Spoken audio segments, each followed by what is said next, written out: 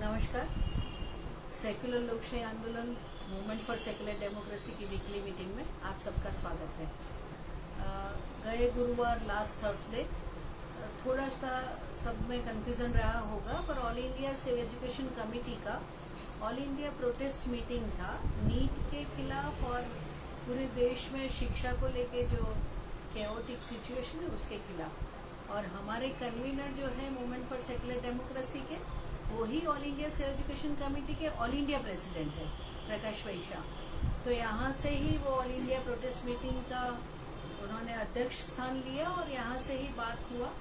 और हम सब लोग ऑनलाइन देखे भी, काफ़ी हमारे मेंबर्स शायद नहीं आए फिजिकली, वो मैसेज में कंफ्यूजन हुआ या समझ नहीं पाए और हम भी कम्युनिकेशन में शायद कुछ कमी रह गई, उसके लिए मैं क्षमा प्रार्थी हूँ। पर लास्ट थर्सडे हमारा मीटिंग हुआ था और प्रकाश भाई ने वो मीटिंग का अध्यक्ष स्थान लिया था और वो बहुत बढ़िया डिस्कशन हुआ था NEP 2020 और नीट और पूरे देश में जो पॉलिसी को लेके जो हालात है, खास करके गार्जियंस और स्टूडेंट्स के जो सिचुएशन है उसके बारे में बहुत डिटेल डिस्कशन हुआ था। और आज जो हम डिस्कस करने जा रहे हैं बहुत इम्पोर्टेंट सब्जेक्ट है करंट अफेयर्स में। फ्रांस का इलेक्शन हो चुका है, ईरान का इलेक्शन हो चुका है और हमारे इंग्लैंड, UK जिसको बोलते हैं यूनाइटेड किंगडम, ये तीनों देशों से हमारा ताल्लुकात भी है। और दो तो इंपीरियलिस्ट पावर रह चुके, UK और फ्रांस, बड़े दुनिया के बड़े इंपीरियलिस्ट पावर। काफ़ी देशों को उन्होंने गुलाम बनाए। UK ने हमारे पे कॉलोनी, हम मतलब भारत भी एक कॉलोनी रहा है। और लास्ट जो उनके प्राइम मिनिस्टर थे वो इंडियन ओरिजिन थे, ऋषि सुनक। तो इसलिए हमारी बहुत दिलचस्पी भी थी सबको कि क्या हो रहा है इंग्लैंड के चुनाव में। फ्रांस के चुनाव के बारे में भी काफ़ी क्यूरियोसिटी, पर फ्रांस के पॉलिटिकल सिचुएशन के बारे में हमारा इतना इंफॉर्मेशन भी नहीं होता और हमें वो कॉम्प्लेक्स प्रोसीजर है उसका इलेक्शन का पूरा, तो इसलिए इतना पता नहीं चलता है।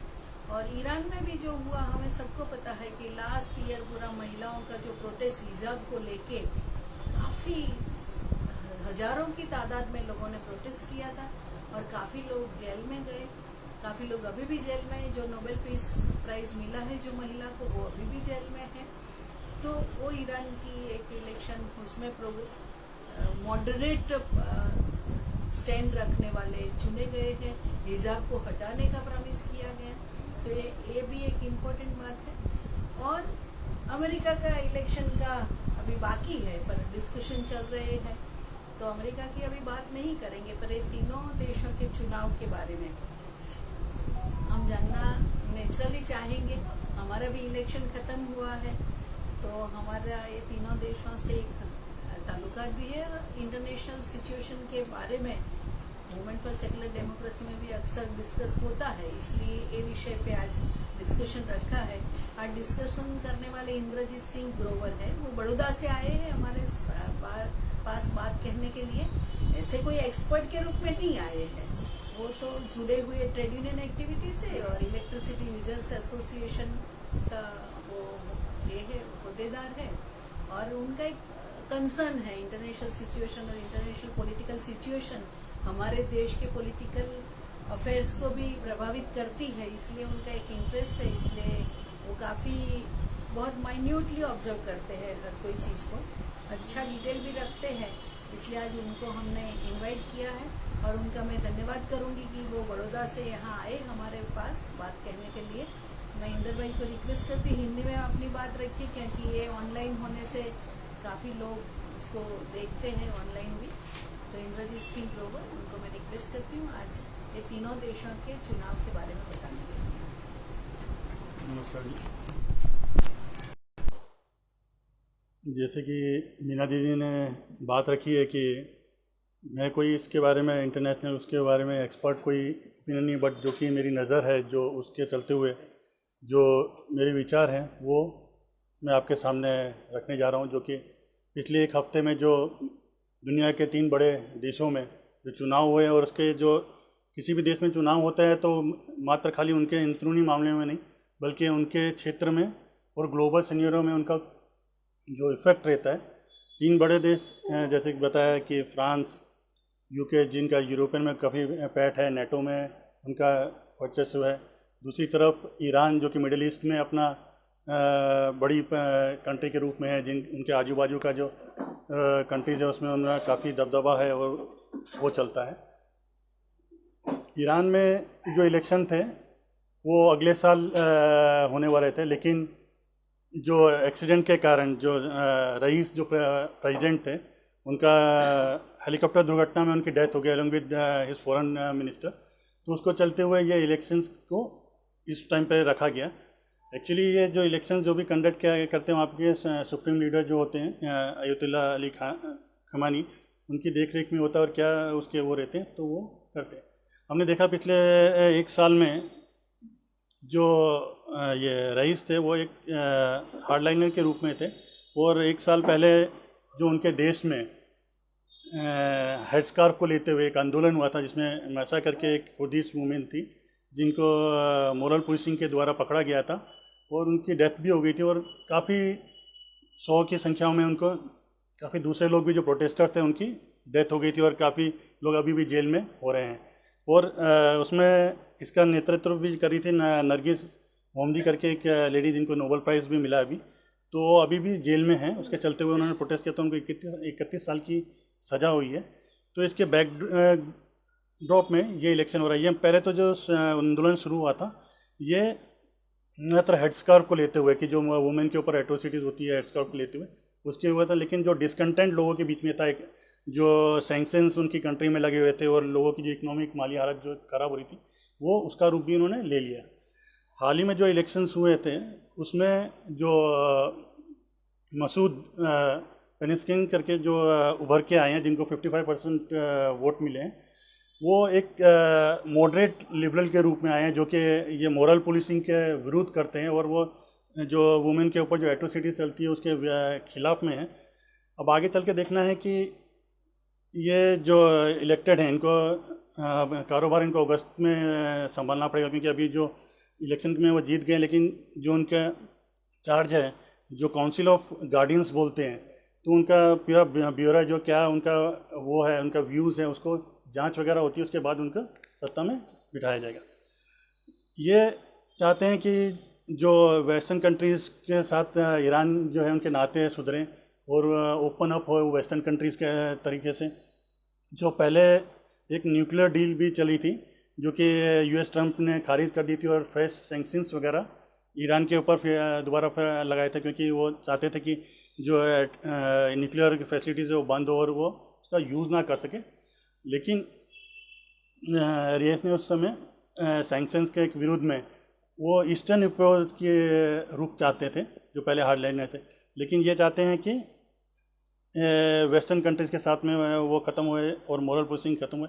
वो कितना कर सकते हैं वो इस बात से डिपेंड करता है, क्योंकि वहाँ पे जो ईरान में जो सत्ता में बैठता है जो प्रेसिडेंट है ही second in command after supreme का लीडर जो होते हैं उनके, जो कि हेड करते हैं काउंसिल ऑफ गार्डियंस को। काउंसिल ऑफ गार्डियंस एक 12 मेंबर की कमेटी होती है जिसमें से 6 नुमाइंदे जो होते हैं वो सुप्रीम लीडर चूज़ करता है, और जो 6 होते हैं वो मजलिस जो पार्लियामेंट होते हैं वहाँ से डिफरेंट लोगों को एक चुन के उनको किया जाता है। तो सुप्रीम लीडर जो है वो जब उनकी डेथ होती है तब वो सत्ता से जाते हैं, या वो खुद चाहे तो वो हट सकते हैं, या कि काउंसिल ऑफ गार्डियंस अगर ये बोलें कि नहीं अब इनको बदलना चाहिए तब जाके उनकी होता, वरना तब तक वो पावर में रहते हैं। जो सुप्रीम लीडर हैं उनकी सत्ता जो इस्लामिक रिवोल्यूशनरी गार्ड्स होते हैं वो उनको कंट्रोल करते हैं वो, और इंटरनल सिक्योरिटीज़ का पूरा जो देखरेख होती है वो सुप्रीम लीडर के हाथ में रहती है।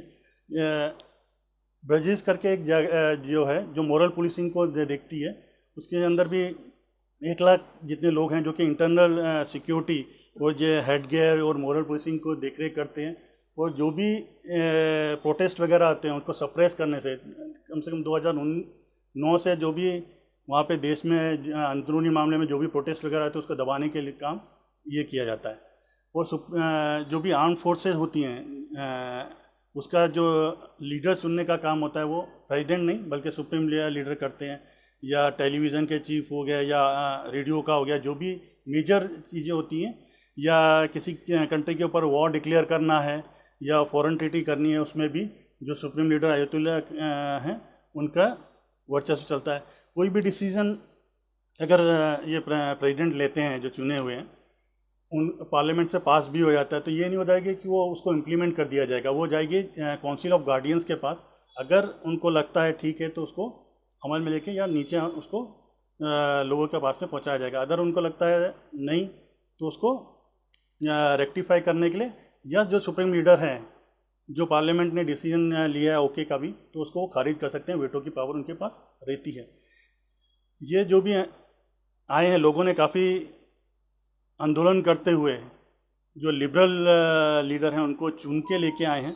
अब इन सब मुश्किलों के बावजूद भी जो इतने उनके ऊपर जो अंकुश लगेंगे, उसके बाद किस प्रकार से वो वेस्टर्न कंट्री की तरफ जाएंगे और ओपन अप करेंगे, और जो वो एंटी मॉरल पुलिसिंग के विरुद्ध में हैं वो कितना वो कर सकेंगे, इसके बारे में वो आने वाले दिनों में देखना पड़ेगा। क्योंकि इस हालत में ऐसा लगता है लोगों ने का तो मन बना था कि इसको ओपन किया जाए, लिबरल किया जाए और लोगों के जो हितों की रक्षा है वो करते हुए उन्होंने उसको चुन के लेके आया है। दूसरी तरफ अगर हम फ्रांस की बात करें तो फ्रांस में भी लास्ट वीक इलेक्शन हुए हैं। वहाँ पे मैक्रोन जो प्रेसिडेंट थे उनकी हार हुई है। वो अब राजा तो नहीं रहे, लेकिन किंग मेकर की पोजीशन में बोल सकते हैं कि अभी इस समय में वो है, क्योंकि एक हंग पार्लियामेंट की सिचुएशन बनी है। लास्ट वीक जब फर्स्ट इलेक्शंस हुए थे तो उसमें जो फार राइट पार्टी थी लेन पेन के नेतृत्व में, तो वो बढ़त बना रही थी और ऐसा लग रहा था कि पूरा जो फ्रांस को है वो स्वीप कर देंगे। लेकिन जो coalition between the left party, जिसमें बोर्डन लेफ्ट पार्टी है, second is socialist and green, ये तीनों का गठबंधन था, जिन्होंने एक वो खेला कि जो सेंट्रिक पार्टी मैक्रोन की पार्टी थी, वो लोगों ने अपने जो कैंडिडेट थे आमने सामने वो विड्रॉ कर लिए थे। एक स्ट्रेटेजिकली उन्होंने लड़ाई लड़ी थी तो अगेंस्ट द फार राइट। तो उसके चलते हुए जब अभी रिसेंट इलेक्शन का जब वो गिनती आई है तो उसमें से मेजर वोट्स लेके 182 के आसपास लेफ्ट कोलिशन को मिले हैं। सेकंड नंबर पे मैक्रोन की पार्टी आई है और थर्ड नंबर पे लीपेन के 140 सीट्स लेके आए हैं। अब हम बोलते हैं कि राइटिस्ट जो पार्टी है लीपेन की, वो हार गई, लेकिन हारने के बावजूद भी उन्होंने काफ़ी अपनी जो जड़ें हैं उनके देश में वो मजबूत करी हैं। और इतना ही नहीं, वो एंटी माइग्रेंट पॉलिसीज़ को लेते हुए जो लीपेन की जो फार राइट पार्टी है वो लेके चली थी। और ये जो सेन्योरो था, इस बार फिर जो मूवमेंट, जो ये नतीजे आए हैं, ये एक दिन का नहीं, ये निरंतर जो वहाँ के लोग थे, जो मैक्रोन की इंटरनेशनल पॉलिसीज़ और जो उनके घरेलू पॉलिसीज़ थी, उनके विरुद्ध में एक जो रुझान आया था, उसको लेते हुए उन्होंने एक बार फिर से लेफ्ट की तरफ किया है। हम सब ने शायद सुना भी हुआ कितने लोगों ने कि वहाँ पे येलो वेस्ट करके एक मूवमेंट चला था, जो कि कंटिन्यूस 45 वीक्स तक चला था। एक उसकी सराहना वाली बात ये थी कि उसमें कोई लीडर नहीं था उस मूवमेंट में। आम लोग थे जो कि फ्यूल हाइक के सामने, वेजेस के अगेंस्ट में और इन सब के अगेंस्ट में प्रोटेस्ट में उतरे थे। और एवरी वीकेंड, सैटरडे और संडे वहाँ पे छुट्टी रहती है, तो उसके मुताबिक वो लोग प्रोटेस्ट में और धरने में आते थे। उसके चलते हुए मैक्रोन की गवर्नमेंट को ये जो उनकी मिनिमम वेजेस थी वो इंक्रीज़ करनी पड़ी थी।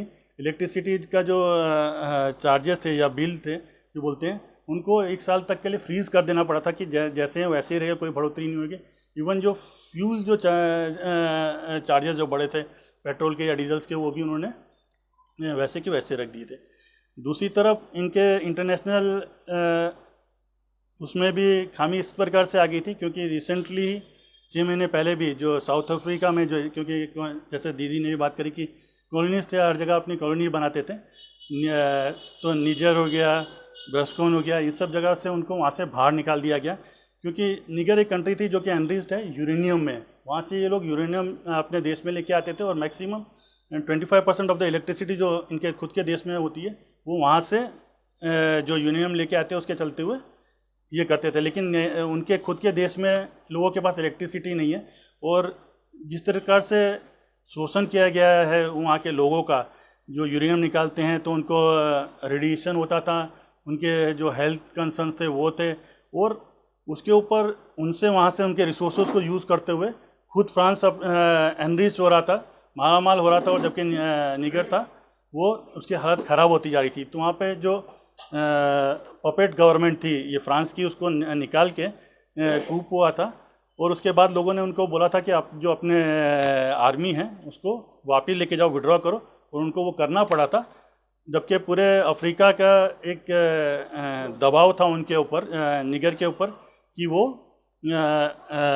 जो आउटस्टेटेड जिनके अगेंस्ट में कूप हुआ था प्रेसिडेंट, उनको वापस रीइंस्टेट करें, जो लेकिन लोगों के एक साथ इकट्ठा होने के बाद वो नहीं कर सके। तो ये एक बैकग्राउंड था जो कि मैक्रोन के विरुद्ध में चला है। और अभी भी जो रुझान जो मैक्रोन चाहते हैं कि उनका से अभी भी फ्रांस में बना रहे, he is supreme commander of the armed forces, जो ये हारने के बाद भी उनके पास फॉरेन ट्रीटी साइन करने का पूरा अधिकार है। न्यूक्लियर कोर्ट्स जो हैं, जो कि वो होते हैं, वो भी प्रेसिडेंट के पास अधिकार है, और प्रेसिडेंट चाहे तो किसी को भी प्राइम मिनिस्टर बना सकते हैं। उनके ही इज़ नॉट बाउंडेड कि उनको जो मेजॉरिटी पार्टी है लेफ्ट से का ही कोई कैंडिडेट लेके वो उनको प्राइम मिनिस्टर बनाए, क्योंकि उनके जो खुद की पार्टी के गैब्रियल अटेल करके जो प्राइम मिनिस्टर थे, उनको उन्होंने प्राइम मिनिस्टर के रूप में जब उन्होंने रिजिग्नेशन दिया था तो उन्होंने उनको बोला कि नहीं, अब आप बने रहो। तो ये बाउंडेड नहीं है प्रेसिडेंट की किसी भी पार्टी को। माना जाता है कि क्योंकि आकलन भी है कि प्रेसिडेंट शायद लेफ्ट पार्टीज़ के साथ गठबंधन करते हुए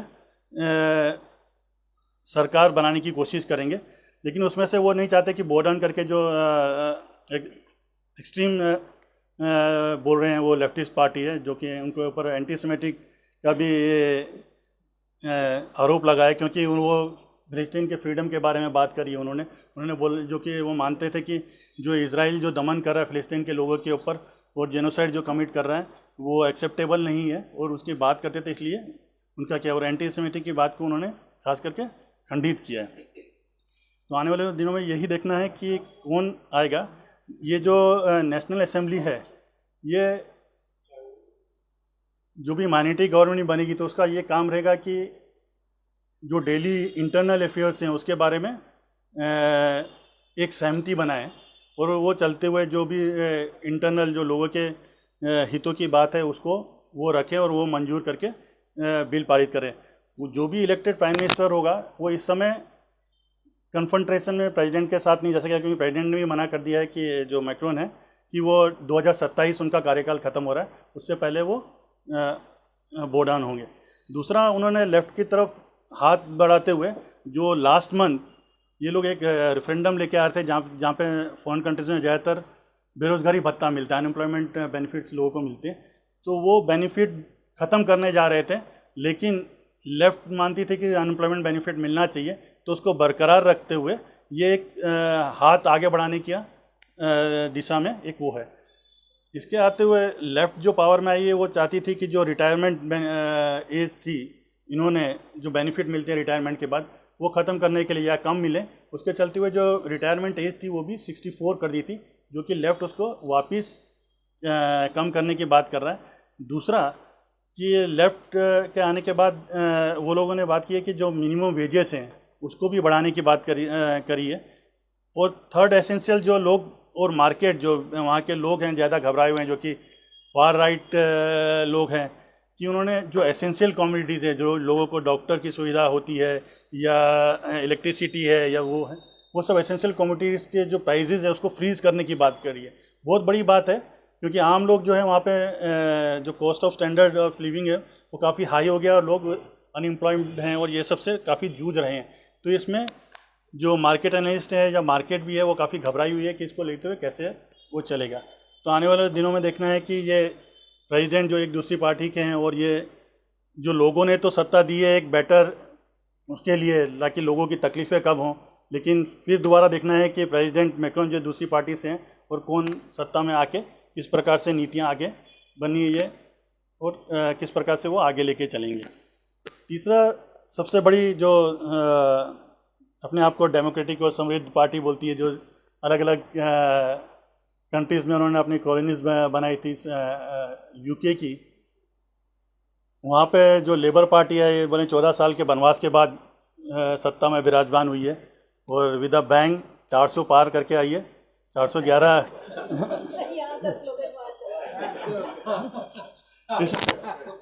रिलेटेड है ना, तो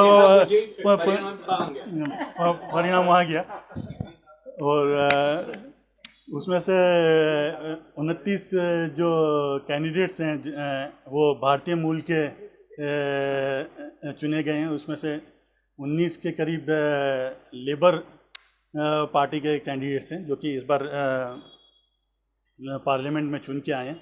सबसे बड़ी बात यह है कि इसमें जो भूमिका जो केरी स्टेमर जो पीएम बन के आए हैं वो एक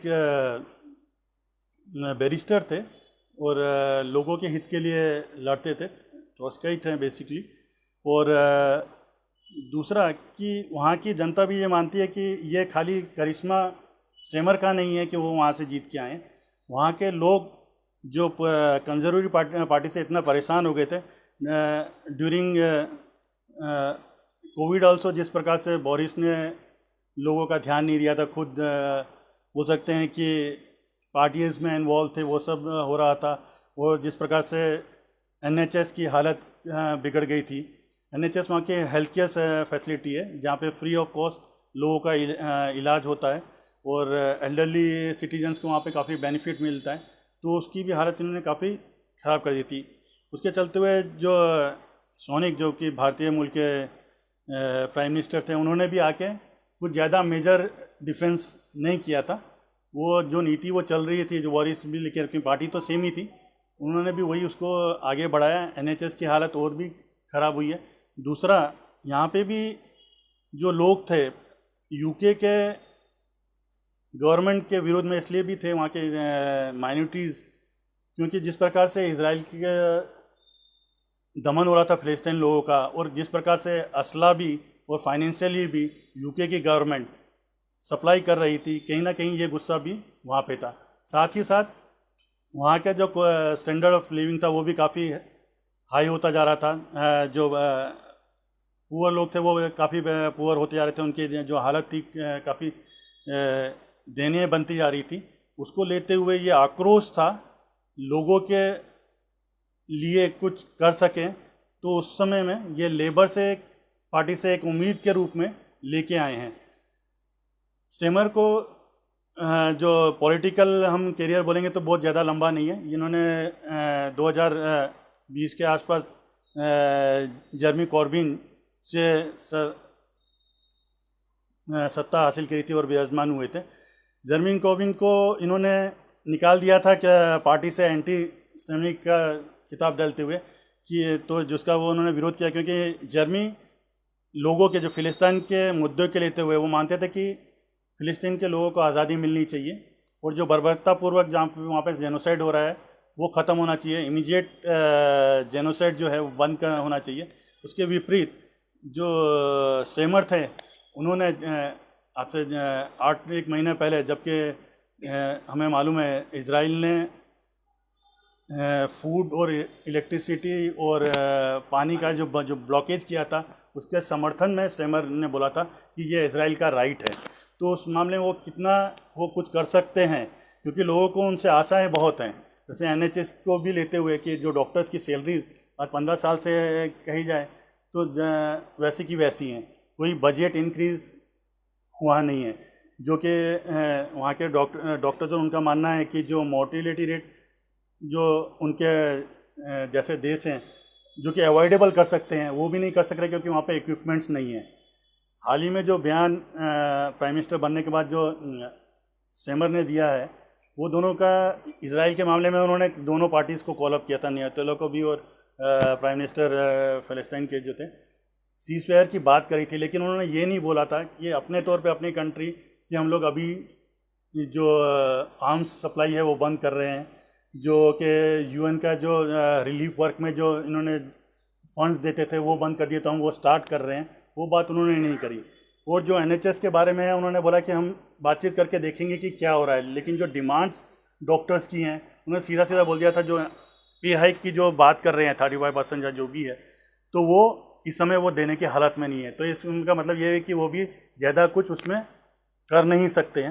लेकिन फिर भी, और किस प्रकार से ये अमेरिका जो कि फ़िलिस्तीन के मुद्दे में इज़राइल के साथ खड़ा हुआ है, मजबूरी से उन्होंने इतना असला दिया है इज़राइल को कि पूछ नहीं सकते, और फंड्स भी उसने बेमार किया। तो उसके अगेंस्ट में क्या स्टेमर जाएंगे या अपने नेटो मित्र के विरुद्ध में जाएंगे? जो तीन जो मेजर बेसिकली जो इलेक्शंस हुए थे, वहाँ पे एक चीज़ कॉमन है कि लोग जो फार राइट थे उसके अगेंस्ट में खड़े हुए हैं, एकजुट हुए हैं, और वो एक बदलाव की कोशिश कर रहे थे कि एक सही उनकी बात का कोई नुमाइंदा जो उनकी बातें हैं उनको लेके आगे बढ़े। आने वाले दिनों में इन तीनों से यही देख सकते हैं कि क्या जो उन्होंने बातें करी थी, भले ही वो ईरान के जो लिबरल प्रेसिडेंट चुने गए हैं वो वेस्टर्न की तरफ रुख करते हैं, या जो मोरल पुलिसिंग ख़त्म करने की बात उन्होंने करी थी क्या वो कर सकते हैं, और किस प्रकार से जो लेफ़्ट पार्टी है जो उन्होंने लोगों की राहत देने की बात करी है वो किस प्रकार से इस हंग पार्लियामेंट में आगे बढ़ सकते हैं। तीसरा जो स्टेमर जो कि इस बार 400 पार करके आए हैं, वो लोगों के साथ में खड़े रहते दिखते हैं कि नहीं दिखते? नहीं।